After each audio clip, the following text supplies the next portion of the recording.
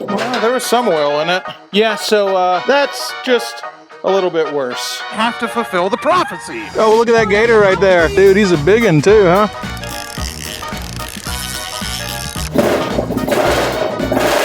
Body parts. Come on, you guys. My God. Naughty. Here, don't worry. Don't move. Don't move. Don't worry. I got it. What's up, weirdo? Shadetree Surgeon here, and today we are remembering some of the friends who've brought us as far as we've come. Yes, I could only be talking about that tireless beast of burden, the Bangkok bagger, the green gold wing of love. It's brought me pretty far, the incredible bulk has, from its humble beginnings as a trade for a mail-order bride, hence its name, the mail-order glide. I've been asking a lot for it lately, and you know, I haven't done maintenance on it since ever. So let's crack open the long-suffering Tupperware glide and see just how bad it is under the hood, because it's got many, many miles to go before it sleeps. You always kind of just gotta guess when you put gold wings on the wheel chop, because I can't see anything. Okay, cool, we're in there. Come on, that ain't gonna work. What in the hell is that shit all about? Well, you see, obviously, my hose broke. I'm gonna take this and a hose clamp and cover up those holes that may or may not be there for a reason. But one way or another, this gold wing's gotta fly, so let's do it. This should be fine. Ah, it works like a champion. Maybe I don't need to get a new hose. Oh, we're gonna get this down with my foot. There we go. Perfect. California quiet, up to the task, baby. Everyone asks me why I don't get rid of it. Actually, I don't know why I don't get rid of it. Well, before the motor cools down too much, I'm gonna slap some fresh oil in this. Hopefully there's some oil left in it. I don't know if gold wings need oil. I don't think they need oil, but it definitely helps their operation a bit. And just remember the screws that hold this in. There's not one on this side, but I very cleverly placed a zip tie here. Sometimes I even amaze myself. There we go. Come on, stop being so dramatic. I do be making this gold wing oil change pretty damn easy. In fact, believe it or not, pretty much everything I say as I struggle to get the drain plug loose. Golly, man. Trying to freaking deliver some advice on gold. Anyway, as I was saying, they make everything on these damn gold wings is pretty damn easy. I make everything on these gold wings actually pretty damn easy to do. If you have the factory toolkit, you can do pretty much every bit of maintenance you need to do on one of these things, believe it or not. Well, there was some oil in it. Huh, astounding. I can't believe this thing still runs. Let alone pulls a damn trailer. Well, shoot, did I even need to change the oil? I could have just put new stuff in here on top of it. Let's take a lesson from this, all right? Just a little lesson. Or maybe just one lesson and one revelation. Nothing wrong with taking a lesson and a revelation. Revelation number one, a gold wing can run at highway speeds, pulling a 16-foot boat with an all-steel trailer with less oil than it takes to fry chicken. And the lesson to go along with that revelation, even though gold wings are damn near bulletproof, especially the GL1500, you should probably check your oil. And when I say you, I mean me, but I'm saying you because I'm pointing at you and making the video, but who I really mean is me. Anyway, let's fill this sucker full of Rotella diesel oil and put another 30,000 miles on it. Nothing but the best for the loyal wing.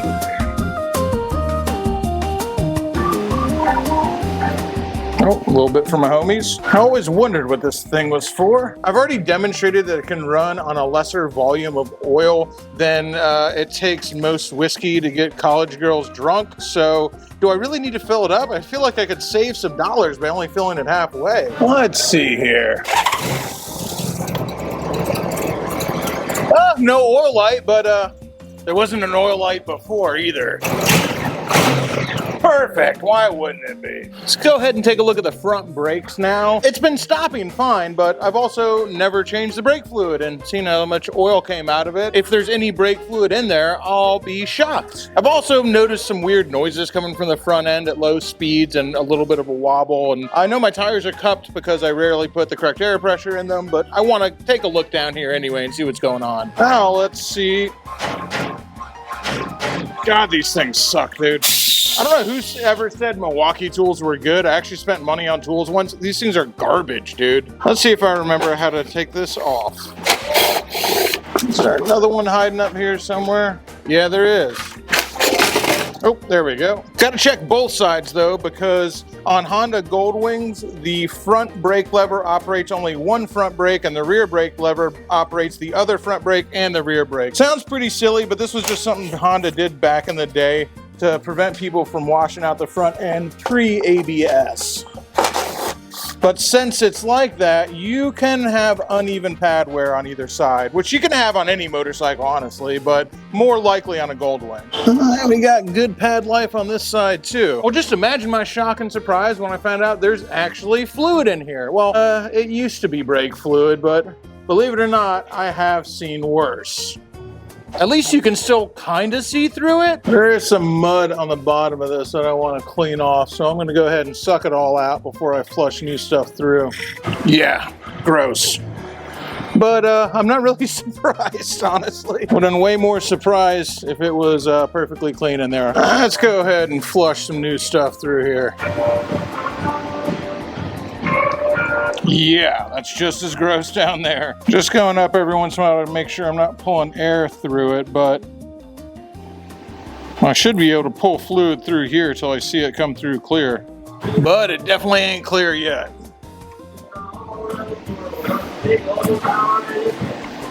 That's starting to look better. Not quite there yet. Getting closer. I think one more syringe full and it'll be clear.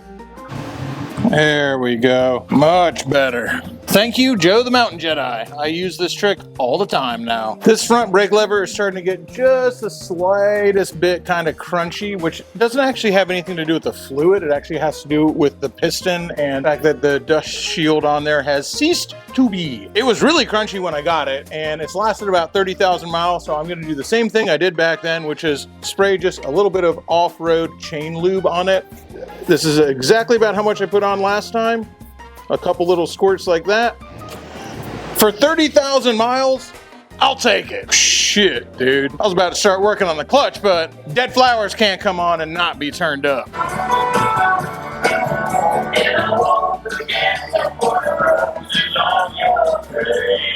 Yeah, so that's just a little bit worse by maybe just a little.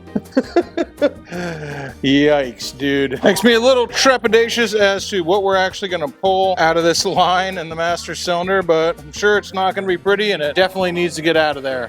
Oh yeah, that is gross as fuck.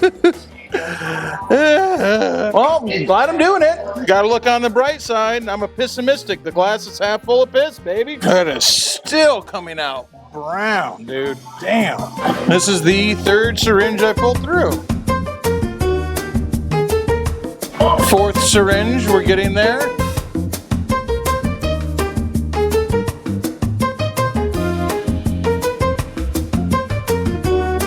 Literally gonna run out of brake fluid. Still not there yet. Still not there yet, and I had to get another bigger jar of brake fluid. One more ought to do it. We're getting close, finally. Much better. Curiosity got the better of me, and I don't know if I actually wanted to know this or not, but I found out that the Goldwing was running on less than 6 ounces of oil. This is pretty much all the oil that came out of the motor. Not my proudest moment, I'll tell you that. I don't know if it would be better or worse if I didn't know better. I do know better. Like I said, that better or worse, I don't know what that means, but this was just straight neglect, man. I'm just all over the place, and the Goldwing is so damn dependable that I just never even think about it, man. It just goes every time I press the button, except for this last time when I was trying to pull the boat to the boat ramp with it and it didn't go, and I said, you know what? This thing deserves some maintenance. And all of a sudden I start thinking back and go like, I haven't done maintenance on this motorcycle in about 3 years, and I ride it all the time. Well, that'll teach me to take my motorcycle for granted, or maybe it won't teach me because, once again, I didn't learn my lesson. Nothing bad happened at all. The motorcycle still runs fine, 6 ounces of oil or not. I'll never learn my lesson because learning is for nerds. Actually, I should probably learn my lesson on this one. Definitely got to check the oil, and you should check your oil too. Something else Joe has taught me is when you go and buy a new battery, which I don't always do. A lot of times I buy used batteries, but he said you should always buy the one that actually comes with the fluid separate so you can charge it yourself. And that is on account of you don't know how long the ones that have been charged have been sitting on the shelf. With this one, you know. Now, you don't always have time to charge a battery, but in this case, I do, so I'm going to go ahead and use the new one. A battery with an owner's manual? Come on. And it's not like it's hard or takes very long to do it like this. And he's right. Gives you a battery that you're positive about. Unintended. Well, I'm certainly not going to sit here and watch paint dry. This isn't for the Gold Wing, so instead of sitting around here watching this charge, let's go ride the wing. I can always smell a graveyard. You know, I might be on the green Gold Wing of love wearing some camo cargo shorts and some make your back not hurt Fitville sneakers replacing the Dad Force ones, but at least I've got my Simpson helmet on so everyone knows that I'm a total badass. Nothing says Mr. Steal Yo Girl like some orthopedic sneakers and a Simpson mod. Surprising no one, well, maybe surprising you guys. Not surprising me. The Gold Wing runs fine, but it was running fine on 6 ounces of oil before this too, so why wouldn't it run fine now? Ooh, we parking in the shade, baby. I wanted to get my pub sub for my lunch break, and they had 2-for-1 Kirin Ichibans in there. This lunch break's already starting to look up. Sometimes you just gotta take things as a sign. Now trust me, old Shadetree Surgeon is aware that there are many scurrilous rumors, slanderous untruths, outright blasphemous lies, and even a few dark prophecies. I know what people say about me. I know that they say I'll take a lunch break, a 30-minute lunch break, and stretch it out into 2.5 to 4.5 hours, maybe even turn it into a half day. I know what people say, okay? I know about the. They need to stop, first off. I won't have these lies, untruths, and prophecies spread about me, okay? Am I saying it can't happen? Am I saying that I'm one to ignore signs, omens, 2-for-1 Kirin Ichibans? You know, once the writing's on the wall, you can't ignore things. That doesn't mean I always do that. That just means I have to fulfill the prophecy. Now, whether my Bangkok bagger lunch break takes 30 minutes, 3 hours, or 3 days, what can I say? I am but God's instrument doing his will, following the prophecy. I mean, 2-for-1 Kirin? Who am I to argue with fate? I am but man. What can I do against the will of the heavens? At least that's what I told every job I ever had. And I accept it wholeheartedly. I let that wonder into my heart, and I accept that I'm a mere plaything, a mere speck of sand, a small leaf upon the rivers of time, the heavens, and fate itself. And sometimes you gotta take a 3.5-hour lunch break when you see a sign like 2-for-1 Kirin Ichibans. I mean, it's for the bike, dude. It's for the bike too, okay? It's for science. I mean, this bike has been operating for so long with only 6 ounces of oil. I really gotta put some miles on it with a few quarts of oil in it. I don't know how it's gonna respond to this. Yes, exactly as the prophecy is foretold. The old gypsy woman said it would be like this.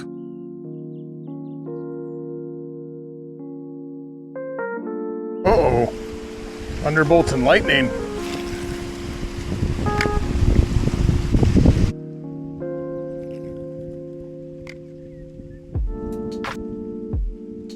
Thought for sure my lizard was gonna do it. He looks so cool. Let's try something else.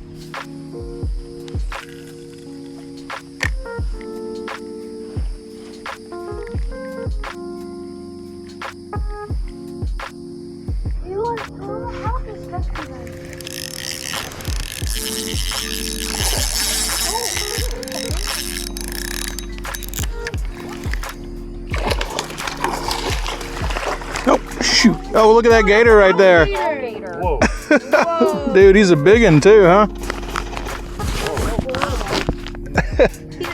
Dude, I think he was after whatever I hooked, man. He was like, that seems all right. We're out here. You know, I swear the prophecy foretold me catching something. And I guess all I'm doing is catching a buzz. But I can think of way worse places to be on a 4.5-hour lunch break where I don't catch any fish.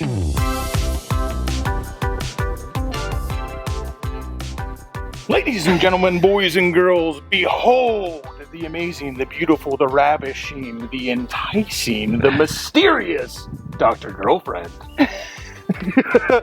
Leave a comment down below. Dr. G says, I didn't put on any makeup today. And I go, listen up, baby. You don't need a lick of makeup. You think she needs any makeup? Come on, give me a break. That tan is all natural, too.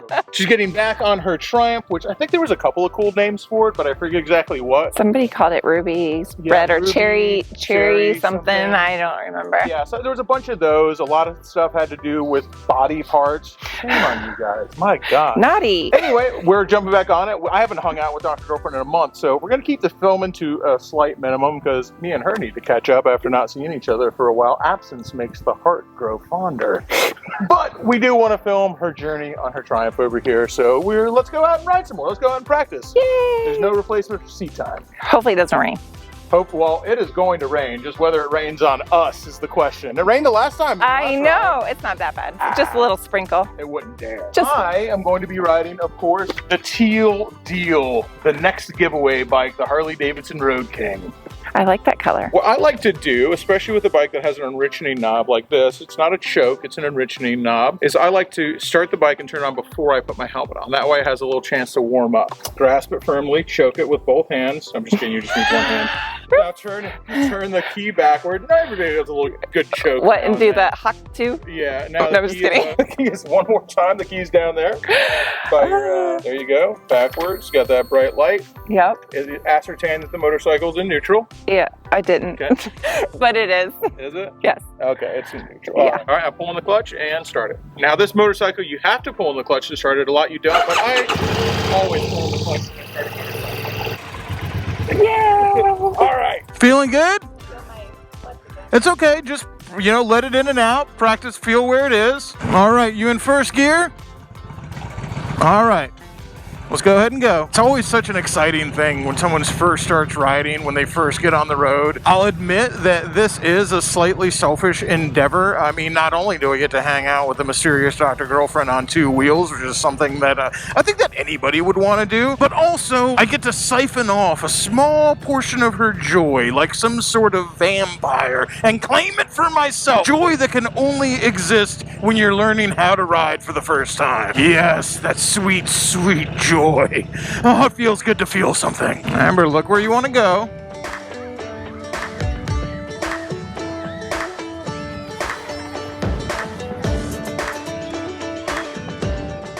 She also might have forgot to put it back into first. You good? Remember to put it in first gear. Oh, this makes me so happy. It fills my tiny black little vampire heart full of joy. For now, until I need more. There you go. She's taking her time, but that is not a bad thing. I'm gonna have to run 20 stop signs in a row just to honor our 2-mile tall goddess and Dimension X up there, because I'm stopping at every single one right now. I'm sure she understands, and also remember, it's not a cult, of course, it's not a cult. Just because we have an elder thing with a BBL doesn't mean we're a cult, okay? Oh, it's officially raining on Dr. Girlfriend's second official street ride on a big motorcycle. Of course, July in Florida, if you don't ride in the rain, you just don't ride. Slow down for this curve up here. I'm sure to you mountain dwellers, that is absolutely nothing, but we've got a new rider here, and I'll make sure that she goes a proper and safe speed. Okay. Target acquired. Just got a couple hairs from Bilbo right here. Don't worry, don't move, don't move. Don't worry, I got it. Sorry, I'm high maintenance. Are you kidding me? You're, first off, you're like the least high maintenance person I know. You're the opposite of high maintenance. I wish you were a little more high maintenance. At the end of the day, that's all that matters. Personally having a good time. Okay. When we went to that golf course thing and I went that thing, I stalled out when I did my turn. It's okay. That's why we're doing this. If I didn't have to go do the premiere, which we're going to go back and I'll do that, we would do this 10 more times.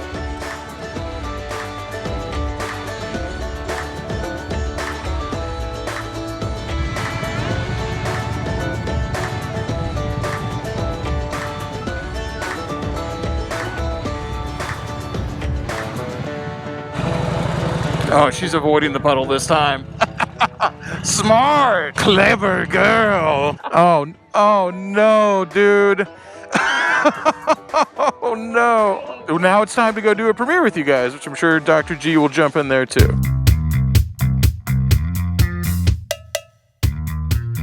Well, you might have been wondering what the battery was for, or maybe you forgot all about the battery. I wouldn't blame you, but I hope that you didn't forget all about the V65 Sabre, because I sure as hell didn't. I want to ride this bike, and I've been so damn busy and all over the place, I haven't had time to mess with it, but that is over. This bike demands to be thrashed. If you guys remember in a previous video, I put this fairing on here. It's part of why I was really excited about the bike. I'm less excited about the fairing now, because I found out that it actually needs a whole bunch of other parts. It's not just by itself, and all this plastic is really old. It's just tough. I'm still gonna try to make it work. It's gonna be a job, and I went ahead and ordered a bunch of stuff. See this part right here?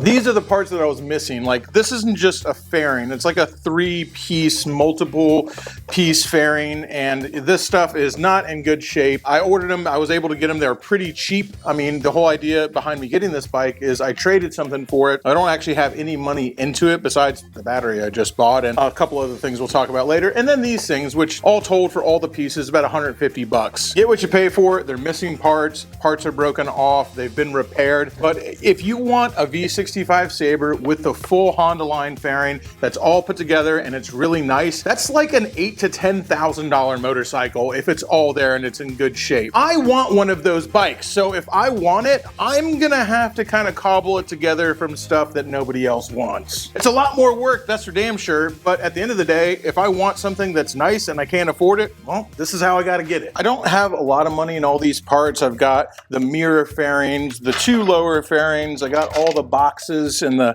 covers for them that go in there, the pockets for them. And honestly, even though it looks a little incomplete, I could probably just run the fairing without all this stuff. But eventually, I do want to make all this stuff work, and even if it is a little busted up and a little ratchet, at least it's complete. Fairings are not complete or not broken parts that I'm going to have to fabricate, and brackets I'm going to have to make, and I guess I'm going to have to learn how to plastic weld, lay a little bit of fiberglass to fix parts that are broken off that need to have things bolted to them to keep them in place. All that aside, this thing needs tires before I ride it anywhere. So let's put a little bit of that know-how that Joe the Mountain Jedi gave me into using that tire machine to see if we can't slap some new rubber on this thing.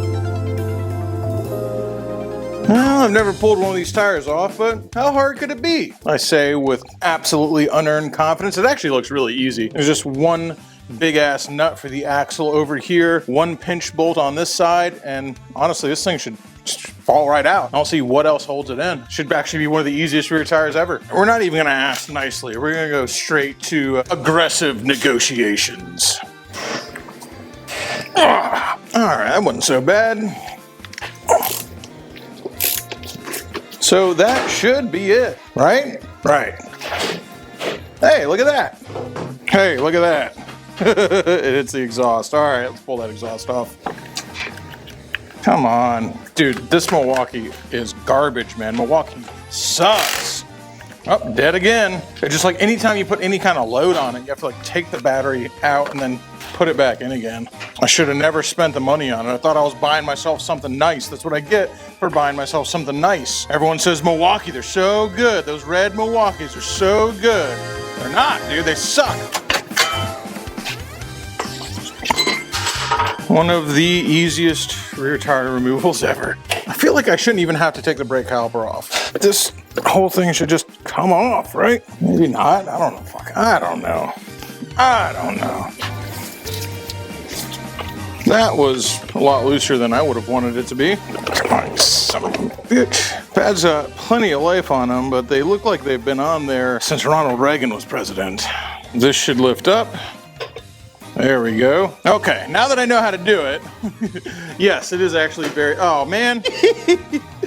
For real? I gotta freaking take that off. This doesn't rotate up. Okay, I was about to say, be free.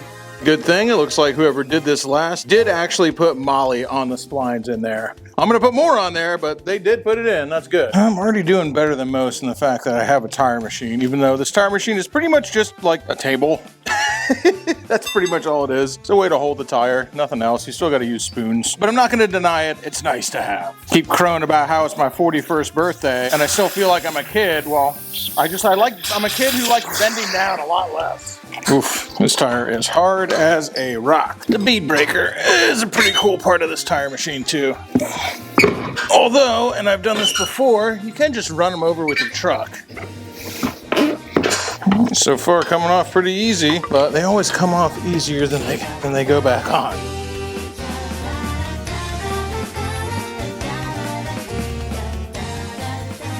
There we go, that wasn't so bad. Definitely not a victory yet. Getting it off's the easy part. Alright, I got my usual cheap-ass Shinko Distincos to put on here. See if these things are directional. Yes, they are.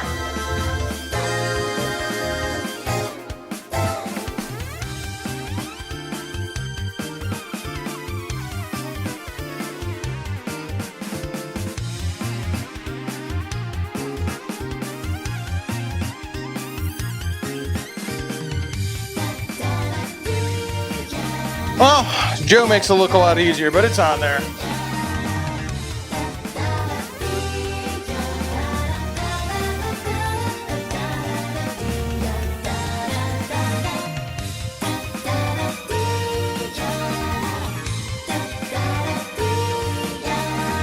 So I'm going to have to take this fender off. Let's either take the fender off or I guess I could take the brake calipers off. What's easier? It's 4 bolts or 4 bolts. I guess I could take the brake calipers off. Not weird. A lot of times with these, either you got to take the brake calipers off or you got to be able to rotate the forks so you can rotate them out of the way, which would necessitate taking the front fender off.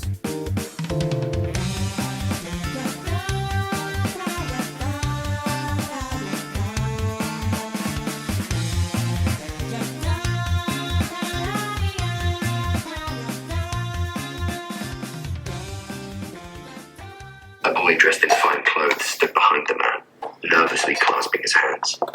"You're late," Piero drawled in his gravelly voice, speaking around the cigarillo clamped between his lips. "The last thing I want is Flea's death on my conscience.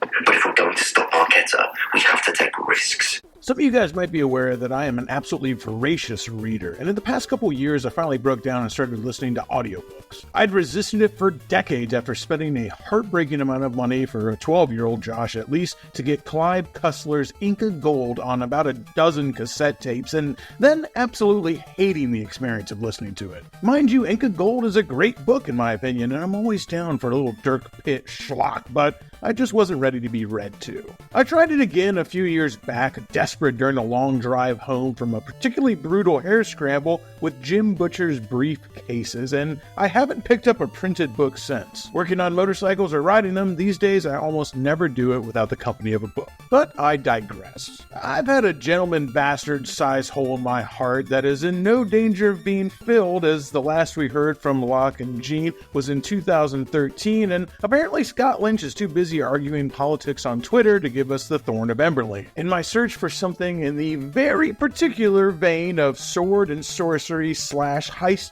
thriller / mystery / comedy novel, I was recommended The Silver Blood Promise by James Logan. Here's my 1-minute review, and then it's back to internal combustion engines. It was bad. Sometimes the good kind of bad, and sometimes the bad kind of bad. It was very obviously inspired by Lynch's Bastard series, but sometimes it reads a little bit like Great Value brand Gentlemen Bastards instead of its own original work. But hey, that's what I asked for after all, so I'm not complaining much. Our protagonist Lucan exists in a Renaissance European fantasy world, built upon the bones of a mysterious advanced race of magical beings who left behind various artifacts and structures of unknown composition. Sound familiar? He is a disgraced son of an old noble family, and his widowed father has just been murdered. Our hero sets out on a mission to find his killer. His only clue, a few cryptic words written by his father in his own dying blood. He must travel to the southern city of Sophrona, which, if if I had to guess, according to the hilariously accented characters in the audiobook, is some kind of stand-in for Italy. Luckily, it's impossible to be racist against Italians, so the narrator gets away with it. Though if they ever get their glow up, it's gonna age about as well as Long Duck Dong and 16 Candles. Lucan as a protagonist is extremely unlikable, though the narrator's deadpan delivery probably didn't do him any favors.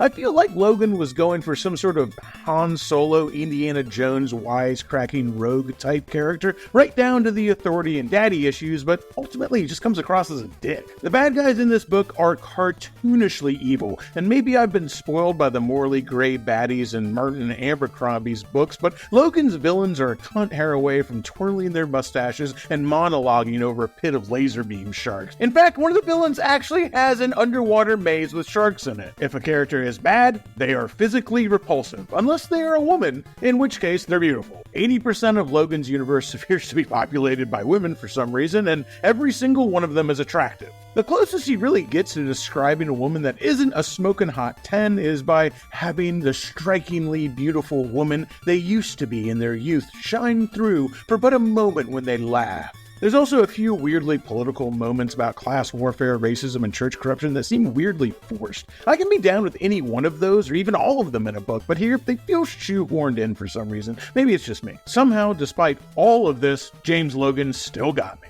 I still loved it. It might have been groan-inducing at times, many times actually, and I definitely rolled my eyes at least once a chapter, and I still really don't care for Lucan as a protagonist. In fact, none of the protagonists are particularly interesting, but the world Logan has built is extremely fascinating, full of mystery, and man, I can't wait to read more, except there isn't any because this is his debut novel. I've got a real soft spot for new authors, and I'm excited, well, hopefully excited, to see James Logan grow. In the same way that I've watched Jim Butcher evolve in his writing through the Dresden Files, and suffered through 3 absolutely terrible books by Will White before he finally found his voice in the Cradle series. I wouldn't call myself an expert or even a good reviewer or anything like that, but I'm excited to read more in this universe. Honestly, I only realized how much I liked this book after I was denied another installment, so here's to hoping Logan keeps these books coming, and for Christ's sake, please find me some reason to root for Lucan. I can only recommend this book if you are 100% A-okay with fantasy schlock. This is Star Trek from the 60s, Schwarzenegger's Conan, Labyrinth, Willow, The Princess Bride. It is straight cheese, baby, but it's very unapologetic about it, and I'm here for it. Okay, back to the real world.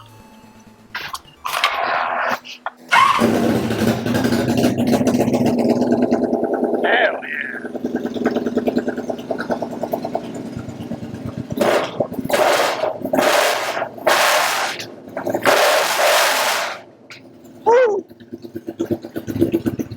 Well, there's only one thing left to do now. Ride the thing.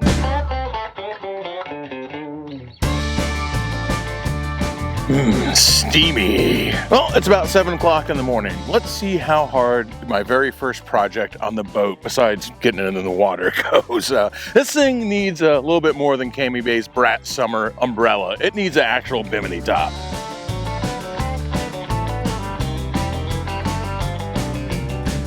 This is turning into a fucking clown show. Yeah, I fucked something up somewhere, huh? Boys, we might really do this whole thing with the camera lens fogged up. I've been at it for like 20 minutes or so. It takes a while here in Florida. All right, let's drill some holes in my new boat. Doesn't that seem a little counterintuitive? Also, let's hope that these are self-tappers.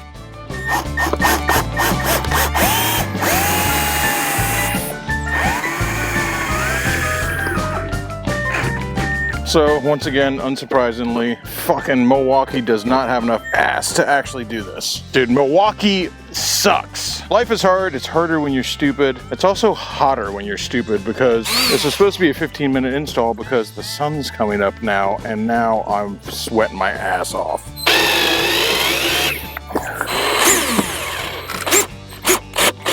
Bimini top installed. Now, whether it stays up under any kind of speed, we'll see. They're supposed to be good up until 25 miles an hour, but this is 100% pure Chinesium, so we'll see. Now, the other problem I had with the boat is that it wasn't sucking fuel out of the tank. It was doing that because it actually had a bad hookup. So I've replaced all those. Let's see if we have liftoff on that now.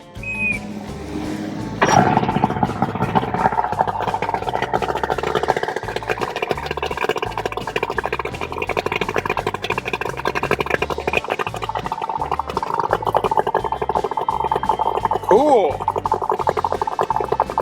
That makes me happy. We got gas going to the engine the way it's supposed to. Well, how about this for a blast from the past? It's the OG stabbing wagon, which still resides here in Tampa, and I'm not sure what I'm going to do with it, but before I decide what I'm going to do with it, I should probably see if it starts. Even on a good day, the 454 usually wants a little bit of love to start up.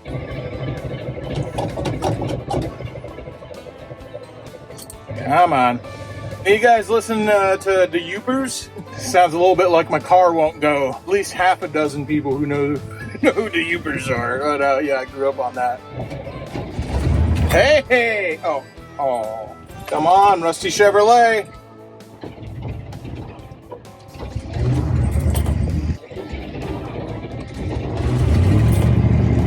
Why wouldn't it? Now, does it have brakes and will it go into gear is a totally different story. But it does start up. Honest with you, I really don't know what I'm going to do with the old stabbing wagon.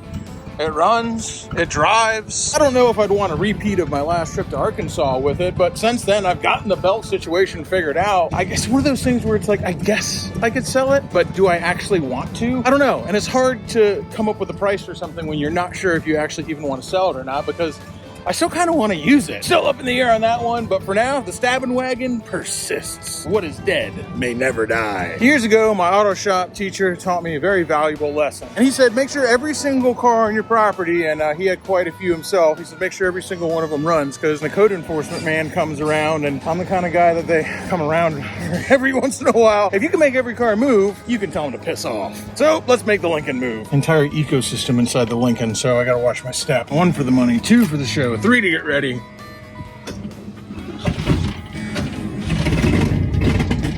Why wouldn't it?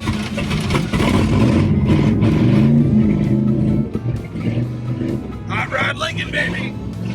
Well, last and most assuredly not least is the van given to us by very good friends of ours, Stabbin' Wagon Jr. Shay's currently working on restoring this one, but I shouldn't call it Stabbin' Wagon Jr. This thing is like hella nice compared to the Stabbin' Wagon. The people who donated it to us, my man, oh gosh, that's right, my man Jimmy Dean. So it's not the Stabbin' Wagon Jr., the very nice people who donated it to us, my man Jimmy Dean. This is Jimmy Dean's Sausage Castle, which I know he loves and his partner tolerates. Well, team, we were gonna go out on Maximum Brown, but my first mate called in sick. So we're gonna have to pivot to a different plan and seek a little bit of redemption. The mail order glide has gotten an upgrade.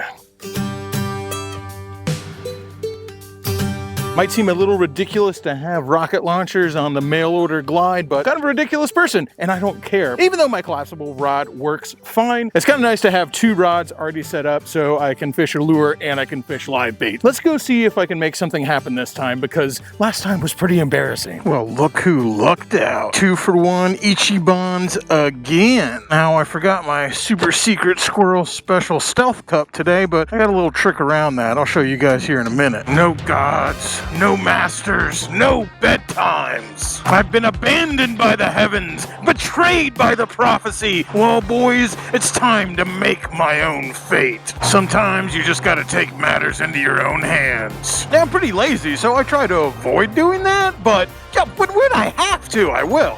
See how my poles are doing back there? Oh, why wouldn't they be fine? Where are we going, 55? Yeah, they're fine. Bling. Well, they'll be fine till they're not. All my poles and rods are from either Buddy Bezos or Wally World, so usually my entire setup costs less than 20 bucks. Which I'm sure will draw the scorn of many a fishing YouTuber out there who love to sell you guys rods and reels, but yeah, it means I don't have to worry about it flying off the back of the wing. I promise you guys a super secret squirrel trick. Well, it's not a trick to everyone who's a redneck like me. It's not a trick to you at all, but maybe for everyone else this will help you out. If you're ever on public land and you want to have an ice cold beverage just like the Constitution entails you to, but they say you're not supposed to have one, just grab a cup from Publix or from Racetrack or whatever. Voila! As stealth as you need to be. Here's the deal about having an ice cold frosty beverage in public is most park rangers and most cops don't actually want to bust you. Most of them don't actually care. So give them just a little bit of plausible deniability and don't be an asshole and nobody's gonna mess with you. Now, if you're just drinking it in public and being a dick and yelling real loud and showing everyone your Bud Light can, well, guess what? You're gonna get busted. But if you just take one little step to cover it up, drink out of a Publix cup or something a little less conspicuous than a beer bottle, and they'll just leave you alone. And isn't that what we all want? To just be left alone? I ain't hurting nobody. Now let's spit in the eye of fate. Love using a lure because sometimes I get bored, but sometimes I want to have my nice ice cold frosty beverage, maybe even a 2-for-1, 2 Kirin Ichibans, and then I'll bust out the lure and have some fun.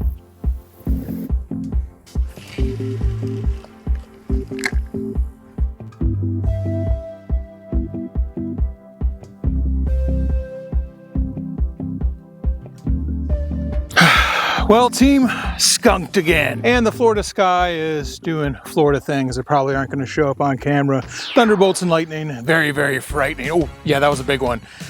I've already been pretty unlucky today, so maybe I won't ask for the gods to strike me down with a bolt of lightning this fine Tuesday afternoon, but I will say this. I could think of a lot worse places to be sitting around and catching no fish. I think it's gonna about do it for this one, y'all. I got a little bit of a hike out of this place, so go ahead and get that done before the heavens burst asunder. Till next time, y'all, keep it weird.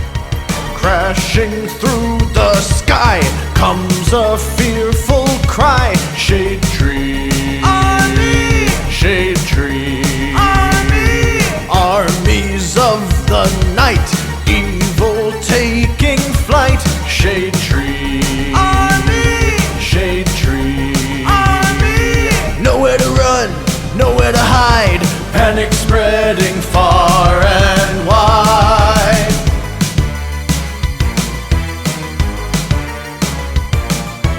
Can the world oppose the deadliest of foes? Shadetree Army! Shadetree Army! Who will risk it all to end the evil call of Shadetree Army! Shadetree Army! They never give up, they never say die, walking tall with banners high. Shadetree Army, a ruthless gang of scum, villains, freaks, and bikers determined to rule the world.